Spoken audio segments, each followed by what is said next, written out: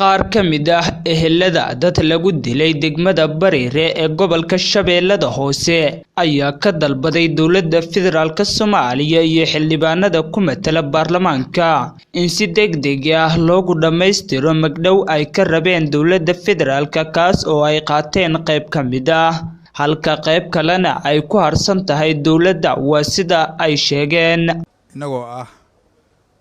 qaraabadii dadkii 25 Agoosto 2017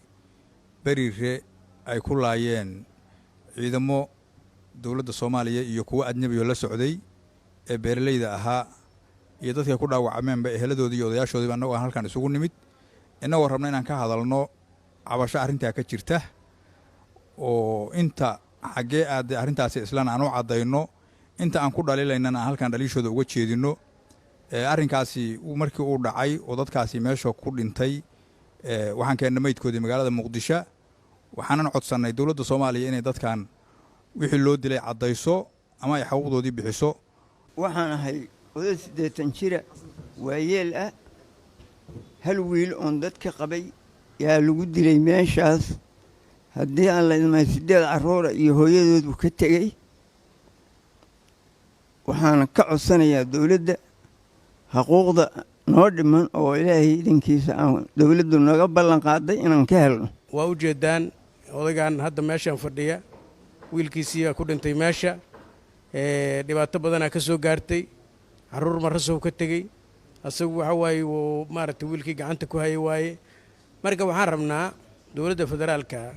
يو حلبنا دي ماركتي مسؤولية دقاضي هنا حلس كساران تتكس حقوق دي صور دمستيران waxaan rabnaa oon codsanaynaa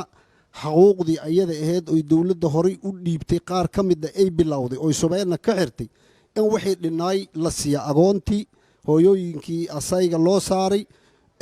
waayeeladii gablanka ahay oo caruurtooda la laayay dadkii dhibkaas loo geystay inay dawladda ay ka garaawdo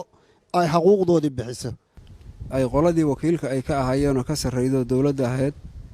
waxaan isleenahay gaabis xaggaas ka jira oo xiriiraan lala sameyn waa anagu arinta aan qabno hadii xiriir lala sameeyay oo ay diideen oo laga soo waayena inay nala wadaagaan ay ahayd anaga ka odayaal ahaan waxaan nahay culays waxa laga yaabaa dadka qaar kood inay isleeyihiin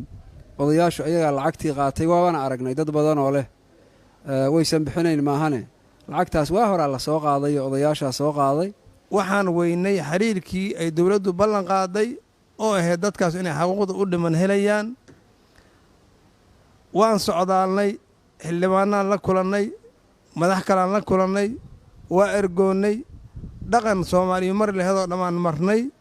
albaab kasta oo aan mari karnaan soo marnay waxaan ka fursa weynay maanta laga joogo 4 sano